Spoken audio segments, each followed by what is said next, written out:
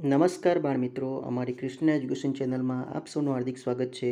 બાળમિત્રો, આજના વિડીયોમાં આપણે ધોરણ 6 વિષય સામાજિક વિજ્ઞાન કે જેની એકમ કસોટી તારીખ 20/1/2024ના રોજ લેવાઈ ગયેલ છે. આ પ્રશ્ન બેંકનું સંપૂર્ણ સોલ્યુશન પ્રશ્ન નંબર 1થી લઈને પ્રશ્ન નંબર 5 સુધીના બધી જ ટૂંક નોંધો, એક વાક્યના જવાબો, બધા જ પ્રશ્નોનું સોલ્યુશન આપણે આ વિડીયોમાં જોઈશું. વિડીયો શરૂ કરતાં પહેલાં બાળમિત્રો, જો તમે અમારી ચેનલ ઉપર ન હોય તો અમારી ચેનલને સબસ્ક્રાઇબ કરવા વિનંતી, બેલ નોટિફિકેશન ઓન કરવા વિનંતી, જેથી કરીને તમને આ એકમ કસોટીના વિડીયો અને અન્ય એકમ કસોટીના સોલ્યુશન પણ સમયસર મળતા રહે. શરૂ કરીએ બાળમિત્રો આજનો આપણો આ વિડીયો. પ્રશ્ન નંબર 1, એક વાક્યમાં જવાબ. એમાં જૈન ધર્મના પ્રથમ તીર્થકર કોણ હતા? તો જૈન ધર્મના પ્રથમ તીર્થકર ઋષભદેવ એટલે કે આદિનાથ હતા. બીજો પ્રશ્ન છે, ત્રિપિટક ગ્રંથો કયા ધર્મ સાથે જોડાયેલા છે? તો ત્રિપિટક ગ્રંથો બૌદ્ધ ધર્મ સાથે જોડાયેલા છે. ત્રીજો પ્રશ્ન, સિદ્ધાર્થનું પાલન પોષણ કોણે કર્યું હતું? તો સિદ્ધાર્થનું પાલન પોષણ ગૌતમી મહાપ્રજાપતિએ કરેલું હતું. આગળ જોઈ લઈએ. ચોથો પ્રશ્ન જે છે, બુદ્ધનો અર્થ શું થાય છે? તો બુદ્ધનો અર્થ જાગૃત અથવા જ્ઞાની થાય છે. પાંચમો પ્રશ્ન, બુદ્ધે આપેલ પ્રથમ ઉપદેશને શું કહેવાય છે? તો બુદ્ધે આપેલ પ્રથમ ઉપદેશને ધર્મચક્ર પ્રવર્તન કહેવાય છે. છઠ્ઠો પ્રશ્ન, મહાવીર સ્વામી કયા સ્થળે નિર્વાણ પામ્યા હતા? તો એનો જવાબ છે મહાવીર સ્વામી પાવાપુરી નામના સ્થળે નિર્વાણ પામ્યા હતા. સાતમો પ્રશ્ન છે, ગૌતમ બુદ્ધનું બાળપણનું નામ શું હતું? તો ગૌતમ બુદ્ધનું બાળપણનું નામ સિદ્ધાર્થ હતું. આઠમો જે પ્રશ્ન જે છે, બાળ સિદ્ધાર્થના ગુરુ કોણ હતા? તો બાળ સિદ્ધાર્થના ગુરુ આલર કલામ હતા. નવમો પ્રશ્ન, કયા દિવસે બુદ્ધને જ્ઞાન પ્રાપ્ત થયું હતું? તો વૈશાખી પૂર્ણિમાના દિવસે ભગવાન બુદ્ધને જ્ઞાન પ્રાપ્ત થયું હતું. દસમો પ્રશ્ન, ગૌતમ બુદ્ધ અને મહાવીર સ્વામી કઈ સદીમાં થઈ ગયા? તો ગૌતમ બુદ્ધ અને મહાવીર સ્વામી ઈસવીસન 6ઠી સદીમાં થઈ ગયા. 11મો પ્રશ્ન, ગૌતમ બુદ્ધનું અવસાન કયા સ્થળે થયું હતું? તો ગૌતમ બુદ્ધનું અવસાન કુશીનારા ખાતે થયું હતું. 12મો પ્રશ્ન, મહાવીર સ્વામીના મતે માનવ સમાજનું સૌથી મોટું દૂષણ કયું છે? તો મહાવીર સ્વામીના મતે માનવ સમાજનું સૌથી મોટું દૂષણ હિંસા છે. 13મો પ્રશ્ન, ગૌતમ બુદ્ધના સમયે હિન્દુ ધર્મ કયા કયા વર્ણોમાં વહેંચાઈ ગયો હતો?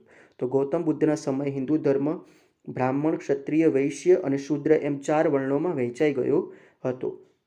14મો પ્રશ્ન, મહાવીર સ્વામીએ શાનો વિરોધ કર્યો? તો મહાવીર સ્વામીએ કર્મકાંડ અને યજ્ઞનો વિરોધ કર્યો હતો. 15મો પ્રશ્ન, બુદ્ધ અને મહાવીર સ્વામીએ લોકોને કઈ ભાષામાં ઉપદેશ આપ્યો? તો બુદ્ધ અને મહાવીર સ્વામીએ પ્રાકૃત અને અર્ધમાગધી ભાષામાં લોકોને ઉપદેશ આપ્યો. 16મો પ્રશ્ન, ગૌતમ બુદ્ધના મતાનુસાર મનુષ્ય કેવી રીતે મહાન બને છે? તો એનો જવાબ એમ થશે, ગૌતમ બુદ્ધના મત અનુસાર મનુષ્ય પોતાના કર્મો અને સદવિચારો તેમજ સત્ય અને અહિંસાના પાલન કરવાથી મહાન બને છે. 17મો પ્રશ્ન જે છે કે ગૌતમ બુદ્ધના મતે માનવનું સૌથી મોટું કર્તવ્ય કયું છે? તો માનવનું સૌથી મોટું કર્તવ્ય એ છે કે પ્રાણીઓ પ્રત્યે અહિંસાથી વર્તન કરવું જોઈએ, કોઈની પ્રત્યે હિંસા રાખવી જોઈએ નહીં. 18મો પ્રશ્ન, ગૌતમ બુદ્ધે ઈશ્વર અને આત્માનો ઇનકાર કરી શાને મહત્વ આપ્યું હતું? તો 18મા પ્રશ્નનો જવાબ એમ થશે, ગૌતમ બુદ્ધે ઈશ્વર અને આત્માનો ઇનકાર કરીને કર્મવાદ એટલે કે તમારા કર્મને જ મહત્વ આપ્યું હતું. મનુષ્યના કર્મને જ સૌથી વધુ મહત્વ આપેલ હતું. 19મો પ્રશ્ન, બુદ્ધે જ્ઞાન પ્રાપ્તિ માટે કયા સ્થળે સાધના શરૂ કરી હતી? તો બુદ્ધે જ્ઞાન પ્રાપ્તિ માટે બોધિગયા ખાતે જ્ઞાન સાધના શરૂ કરી હતી. 20મો પ્રશ્ન, જૈન ધર્મમાં કુલ કેટલા તીર્થકર થઈ ગયા? તો જૈન ધર્મમાં કુલ 24 તીર્થકર થઈ ગયા. 21મો પ્રશ્ન છે, જૈન ધર્મને જાણવાના મહત્વપૂર્ણ સ્ત્રોતો કયા છે? તો જૈન ધર્મને જાણવાના મહત્વપૂર્ણ સ્ત્રોતો આગમ ગ્રંથો છે. 22મો પ્રશ્ન છે, જૈન ધર્મના તીર્થકર પાર્શ્વનાથે કયો ઉપદેશ આપ્યો હતો? તો જૈન ધર્મના તીર્થકર પાર્શ્વનાથે સત્ય, અહિંસા, અસ્તેય અને અપરિગ્રહનો ઉપદેશ આપેલો હતો. 23મો પ્રશ્ન છે, મહાવીર સ્વામીને ઋજુપાલક નદીના કિનારે શું પ્રાપ્ત થયું? તો મહાવીર સ્વામીને ઋજુપાલક નદીના કિનારે સર્વોચ્ચ જ્ઞાન એટલે કે કેવલ જ્ઞાન પ્રાપ્ત થયું હતું. 24મો પ્રશ્ન છે, મહાવીર સ્વામી જીન શા માટે કહેવાય? એટલે જીન એમને કેમ કહેવામાં આવે? તો એનું કારણ એ છે કે મહાવીર સ્વામીએ મન અને ઇન્દ્રિયો, આપણે જે શરીરની જે ઇન્દ્રિયો જે છે 5, એના ઉપર એમણે વિજય પ્રાપ્ત કરેલો હતો, પોતાની ઇન્દ્રિયો ઉપર એમણે કાબૂ રાખેલો હતો, એથી એમને જીન કહેવાયા. 25મો પ્રશ્ન અપરિગ્રહ. તો અપરિગ્રહ એટલે સંગ્રહ ન કરવો. હવે બાળ મિત્રો આપણે જોઈ લઈએ પ્રશ્ન નંબર 2.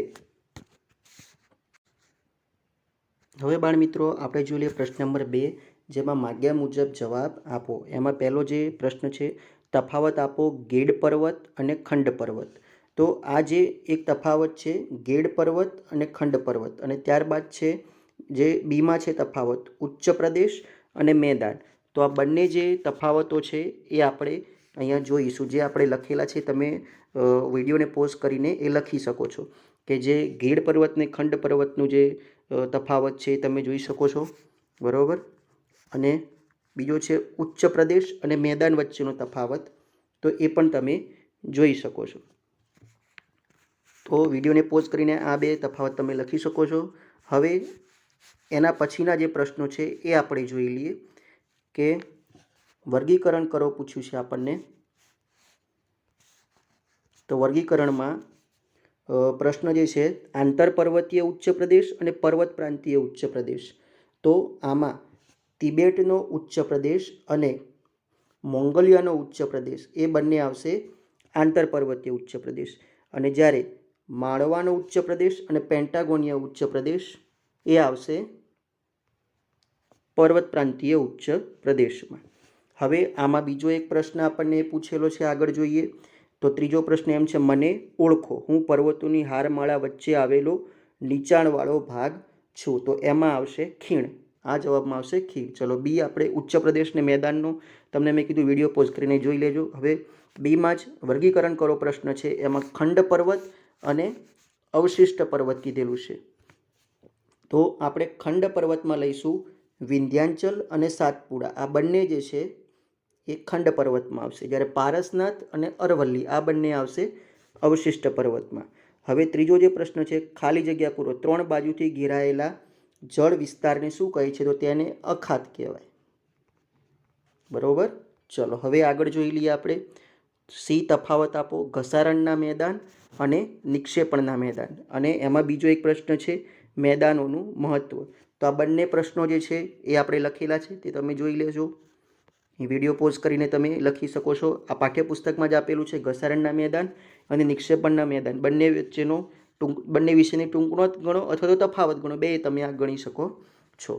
અને ત્યારબાદ જે મેદાનોનું મહત્વ છે એ પણ આપેલું છે, એ પણ તમે જોઈ શકો છો.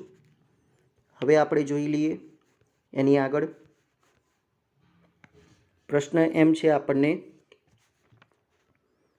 મને ઓળખો, હું 2 જળ વિસ્તારોને જોડતી સાંકડી જળપટ્ટી છું. તો એમાં આવશે સામુદ્ર ધુની. આમાં આવશે બાળ મિત્રો સામુદ્ર ધુની. હું 2 જળ વિસ્તારોને જોડતી સાંકડી જળપટ્ટી છું, સામુદ્ર ધુની. ચલો ત્યારબાદ ડી જે છે પર્વતોનું મહત્વ અને જ્વાળામુખી પર્વત કેવી રીતે બને છે તેના 2 ઉદાહરણો આપો. તો પર્વતોનું મહત્વ અને જ્વાળામુખી પર્વત કેવી રીતે બને છે, આ બંને પ્રશ્નો પણ પાઠ્યપુસ્તકોમાં આપેલા છે, એ આપણે લખેલા છે. તે તમે હવે આ વિડીયો પોઝ કરીને લખી લેજો. આ પર્વતોનું મહત્વ છે કે ભેજવાળા પવનોને પર્વતો રોકી લે છે, વધારે વરસાદ આપે છે. પર્વતો નદીઓના ઉદ્ગમ સ્થાન છે, તેમાંથી નીકળતી નદીઓ દ્વારા ફળદ્રુપ મેદાનનું નિર્માણ થાય છે. આ બધું તમે પર્વતોના મહત્વમાં લખી શકો છો. ત્યારબાદ જે જ્વાળામુખી પર્વત કઈ રીતે બને છે એના વિશેનું જે આખું લખાણ છે એ પણ આપણને પાઠ્યપુસ્તકમાં આપેલું છે, એ તમે વિડીયો પોઝ કરીને આ લખી શકો છો. ચલો હવે આપણે આગળ જોઈ લઈએ શું પ્રશ્ન છે આપણને.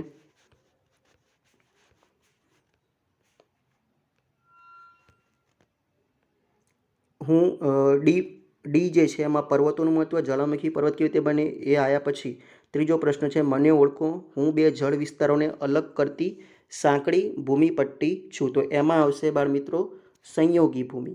એને કહેવાશે સંયોગી ભૂમિ. હવે જોઈ લઈએ ઈ વર્ગીકરણ કરો, કે જેમાં પર્વત અને ઉચ્ચ પ્રદેશમાં વર્ગીકરણ કરવાનું છે. તો એમાં હિમાલય અને પાવાગઢ એ પર્વતમાં આવશે અને પીડમોન્ટ અને પેન્ટાગોનિયા એ જશે ઉચ્ચ પ્રદેશમાં. હવે બીજો જે પ્રશ્ન છે ઉચ્ચ પ્રદેશનું મહત્ત્વ એ આપણે આના પછી જોઈ લઈએ. પહેલાં આપણે જોઈ લઈએ મને ઓળખો, હું ચારે બાજુથી જળ વિસ્તારથી ઘેરાયેલ છું, તો એમાં આવશે ટાપુ. હવે આપણે જોઈ લઈએ ઉચ્ચ પ્રદેશનું મહત્ત્વ, એની ટૂંક નોંધ એ આપણને પાઠ્યપુસ્તકમાં આપેલી છે એ જ છે, એ આપણે જોઈ લઈએ. ઉચ્ચ પ્રદેશનું જે મહત્ત્વ જે છે એમાં ઉચ્ચ પ્રદેશની લાવાની ફળદ્રુપ જમીન હોય તો કપાસની ખેતી માટે તે અનુકૂળ બને છે. તો આ બધું, આ ઉપરાંત પણ જેમાં મેંગેનીઝ, લોખંડ, કિંમતી સોનું જેવી ધાતુઓ પણ મળી આવે છે. તો આ બધું તમે પાઠ્યપુસ્તકમાં જે આપેલું છે એ આજના જવાબમાં લખી શકો. પ્રશ્ન નંબર 3 જે છે આપણે કે નીચે આપેલા વિકલ્પોમાંથી યોગ્ય વિકલ્પ પસંદ કરી ઉત્તર આપો. એમાં જે વિકલ્પો છે ને સીધા આપણે પ્રશ્નના સીધા જવાબ જોઈ લઈશું. પ્રથમ નાગરિક તરીકે કોણ ગણાય? તો એમાં આવશે બી, સરપંચ. બીજો પ્રશ્ન છે નગરપાલિકાની ચૂંટણીમાં કોણ મત આપી શકે? તો એમાં આવશે શહેરના લોકો. સ્વરાજ એટલે કેવું રાજ્ય? તો સ્વરાજ એટલે કે પોતાનું રાજ્ય. હવે આગળ જોઈ લઈએ ચોથો પ્રશ્ન, ગ્રામ પંચાયતની કરવેરાની વસૂલાતનું કામ કોણ કરે છે? તો એમાં આવશે તલાટી. નીચેનામાંથી કયું ગ્રામ પંચાયતની આવકનું સાધન નથી? તો એ 5 નંબરના પ્રશ્નમાં આવશે મંદિર વેરો જવાબ. છઠ્ઠું પ્રશ્ન, ગામના રસ્તાઓ પર ગટરનું પાણી ઉભરાય છે તો સમારકામ કોણ કરાવશે? તો એમાં આવશે ગ્રામ પંચાયત. 7મો પ્રશ્ન, નીચેનામાંથી ગ્રામ સભામાં કોણ કોણ હાજર હોય છે? તો એમાં બધા હાજર હોય, સરપંચ, શાળાના આચાર્ય, ગ્રામજનો બધા હાજર હોય.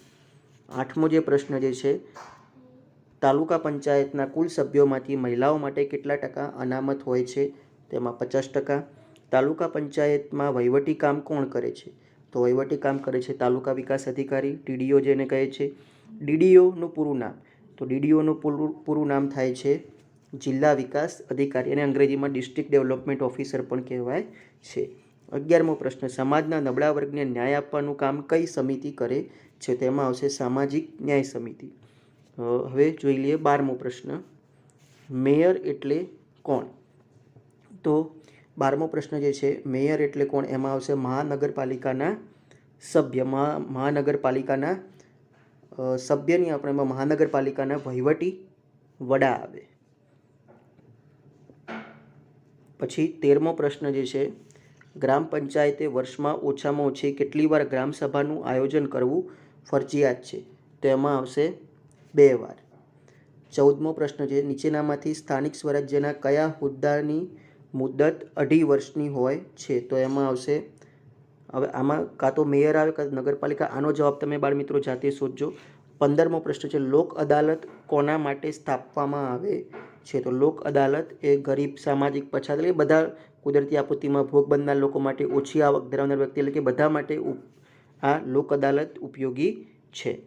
16મો પ્રશ્ન, નીચેનામાંથી કઈ ભૂમિકા જિલ્લા કલેક્ટરની નથી? તો જિલ્લા કલેક્ટરની કઈ ભૂમિકા નથી? તો એમાં આવશે વિવિધ પ્રકારના દાખલા અને પ્રમાણપત્ર આપવા, એ કામગીરી એમની નથી. 17મો પ્રશ્ન છે, ગ્રામ પંચાયતમાં સરપંચ તો મહાનગરપાલિકામાં આવશે મેયર. 18મો પ્રશ્ન જે છે, તાલુકા પંચાયતમાં ટીડીઓ તો નગરપાલિકામાં આવશે ચીફ ઓફિસર. હવે નીચેનામાંથી કઈ કામગીરી મામલતદારની નથી? એ પ્રશ્ન છે. તો 19મો જે પ્રશ્ન જે છે એમાં મહિલાઓ માટે સરપંચનો હોદ્દો અનામત રાખવાનો નિર્ણય, એ કામગીરી મામલતદારની નથી. પછી 20મો પ્રશ્ન, ગ્રામસભા માટે કયું વિધાન બંધ બેસતું નથી? તો ગ્રામસભામાં અધ્યક્ષ, તલાટી એ વસ્તુ ખોટી છે. 21મો પ્રશ્ન, તાલુકા પંચાયત તો ગ્રામીણ સ્થાનિક સ્વરાજની સરકાર. નગરપાલિકા તો નગરપાલિકા આવશે શહેરી સ્થાનિક સ્વરાજની સરકાર. 22મો જે પ્રશ્ન જે છે, નીચે આપેલ કાર્યમાંથી ગ્રામ પંચાયતનું કયું કાર્ય નથી?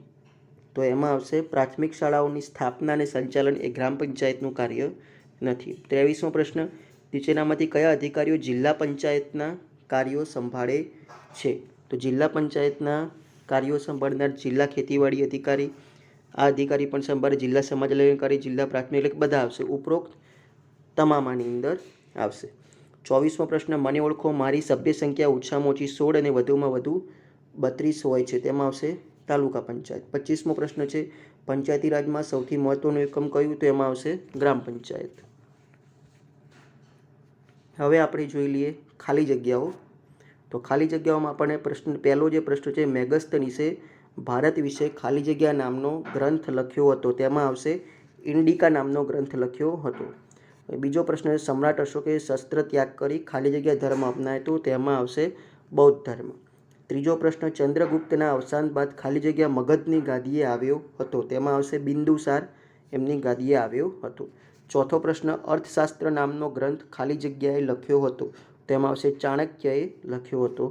પાંચમો પ્રશ્ન, ચંદ્રગુપ્ત મૌર્યએ ધનાનંદને હરાવી ખાલી જગ્યાની ગાદી સંભાળી હતી. તો એમાં આવશે મગધ. છઠ્ઠી ખાલી જગ્યા, પુષ્યગુપ્તે ખાલી જગ્યા તળાવનું નિર્માણ કર્યું હતું. તેમાં સુદર્શન તળાવનું નિર્માણ કર્યું હતું. સાતમો પ્રશ્ન છે, મૌર્ય વંશનો છેલ્લો શાસક. તો મૌર્ય વંશનો છેલ્લો શાસક બૃહદર્થ હતો. આઠમો પ્રશ્ન, મૌર્ય યુગનું વહીવટી તંત્રના ખાલી જગ્યા અંગો હતા. તો એના કુલ 3 અંગો હતા. નવમો પ્રશ્ન, અશોકે મહેન્દ્ર પુત્ર અને સંઘમિત્રા પુત્રીને બૌદ્ધ ધર્મના પ્રચાર અર્થે ખાલી જગ્યા સ્થળે મોકલ્યા. તો તેમને સિલોન એટલે કે અત્યારનું શ્રીલંકા ત્યાં મોકલ્યા હતા. સિલોન તેમાં પણ લખી શકાય. 10મો પ્રશ્ન, અશોકે ખાલી જગ્યા દ્વારા પોતાનો સંદેશ પ્રજા સુધી પહોંચાડવાનો પ્રયત્ન કર્યો. એમાં આવશે શિલાલેખો.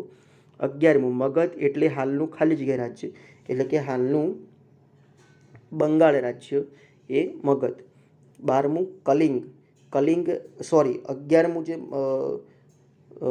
11માં મગધ એટલે હાલનું બંગાળ રાજ્ય થશે અને 12મું કલિંગ એટલે હાલનું ઓરિસ્સા રાજ્ય. 13મું, એશિયા ખંડનો સૌથી જૂનો અને લાંબો રોડ. એશિયા ખંડનો સૌથી જૂનો અને લાંબો રોડ ગ્રાન્ડ ટ્રંક રોડ થશે. 14મો પ્રશ્ન, ચંદ્રગુપ્તે તેના જીવનનો અંતિમ સમય ખાલી જગ્યામાં વિતાવ્યો હતો. તો શ્રવણ બેલગોડામાં વિતાવ્યો હતો.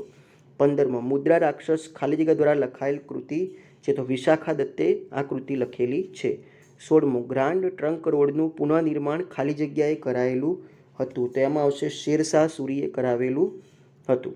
17મો પ્રશ્ન, અશોકના મનની શાંતિ ખાલી જગ્યાના યુદ્ધ પછી હણાઈ ગઈ. તો એમાં આવશે કલિંગના યુદ્ધ પછી હણાઈ ગઈ. 18મો પ્રશ્ન, અશોકે ખાલી જગ્યાના ઉપદેશથી શસ્ત્રોનો ત્યાગ કર્યો હતો. તો બૌદ્ધ સાધુ ઉપગુપ્તના ઉપદેશથી શસ્ત્રોનો ત્યાગ કર્યો હતો. 19મો પ્રશ્ન, અશોકનો શિલાલેખ ગુજરાતના ખાલી જગ્યા જિલ્લામાં આવેલો છે. તો જુનાગઢ જિલ્લામાં. 20મો પ્રશ્ન, ગુજરાતના જુનાગઢમાં આવેલ અશોકનો શિલાલેખ ખાલી જગ્યા ભાષામાં લખાયેલો છે. તો પ્રાકૃત ભાષામાં લખાયેલો છે. 21મો પ્રશ્ન, અશોકના રાજ્યમાં ખેતીવાડી વિભાગનો ઉપરી અધિકારી ખાલી જગ્યા કહેવાતો હતો. તો સીતાધ્યક્ષ કહેવાતો હતો. 22મો પ્રશ્ન, મૌર્ય યુગના વહીવટી તંત્રનો નાનામાં નાનો એકમ ખાલી જગ્યા હતો. તો એમાં આવશે ગામ હતો નાનામાં નાનો એકમ. 23મો પ્રશ્ન, અશોકના રાજ્યમાં વ્યાપાર ખાતાના ઉપરી અધિકારી ખાલી જગ્યા કહેવાતા હતા. એમાં પણ્યધ્યક્ષ કહેવાતા હતા. 24મો જે પ્રશ્ન છે, પ્રાંતીય વહીવટી તંત્રમાં પ્રાંતના વડા તરીકે રાજ્યપાલ હતો એટલે કે રાષ્ટ્રદ્વીપ હતો. 25મો પ્રશ્ન, કેન્દ્રીય વહીવટી તંત્રની શાસન વ્યવસ્થામાં ખાલી જગ્યા કેન્દ્ર સ્થાને હતો. એમાં આવતો રાજા એટલે કે સમ્રાટ કેન્દ્ર સ્થાને હતો. પ્રશ્ન નંબર 5, નીચેના પ્રશ્નોના માગ્યા મુજબ જવાબ આપો. આમાં ગ્રામ પંચાયતની રચના, આ દરેક જે પ્રશ્ન છે ક્રમ અનુસાર ગ્રામ પંચાયતના 10 કાર્યો, ગ્રામ સભા વિશે ટૂંક નોંધ, લોક અદાલત વિશે ટૂંક નોંધ અને પંચાયતી રાજમાં જિલ્લા કલેક્ટરની ભૂમિકા. આ 5 પ્રશ્નોના જવાબ આપણે ક્રમ અનુસાર જોઈશું. પહેલું છે ગ્રામ પંચાયતની રચના. તો આ ગ્રામ પંચાયતની રચના વિશે પાઠ્યપુસ્તકમાં આપેલું છે, એ આપણે લખી શકીએ છીએ. પછી જે બીજો પ્રશ્ન આપણને છે ગ્રામ પંચાયતના 10 કાર્યો. તો આ બધા ગ્રામ પંચાયતના કાર્યો છે, ઘર નંબર આપવા, ઘર વપરાશ, પીવાના પાણીની વ્યવસ્થા, આ બધું તમે એની અંદર લખી શકો છો. ત્રીજો પ્રશ્ન છે ટૂંક નોંધ આપણને પૂછી છે ગ્રામ સભા વિશે. તો એ પણ તમે ગ્રામ સભા વિશે ટૂંક નોંધ પાઠ્યપુસ્તકમાં જે આપેલી છે એ લખી શકો છો. બરાબર. ત્યારબાદ જે આપણને ચોથો પ્રશ્ન પૂછ્યો છે લોક અદાલત. લોક અદાલતના વિશે ટૂંક નોંધ પૂછી છે. તો લોક અદાલત વિશે પણ આ રીતે તમે વિડીયોને પોઝ કરીને અથવા તો તમારા પાઠ્યપુસ્તકમાંથી પણ જોઈને સીધું લખી શકો છો. ત્યારબાદ જે આપણને પ્રશ્ન પૂછ્યો છે પંચાયતી રાજમાં જિલ્લા કલેક્ટરની ભૂમિકા. આ છેલ્લો જે 5મો પ્રશ્ન જે છે એમાં જિલ્લા કલેક્ટરની જે કાર્યો છે એની આપણે એમાં લખાણ લખવાનું છે. તો આ રીતે આપણે આ જે પ્રશ્ન બેંક છે એનું સંપૂર્ણ સોલ્યુશન કરી શકીએ છીએ. આ પ્રશ્ન બેંક અને આના પછીના પ્રશ્ન બેંકનું પણ સંપૂર્ણ સોલ્યુશન મેળવવા માટે અમારી ચેનલને સબસ્ક્રાઈબ કરતા રહો.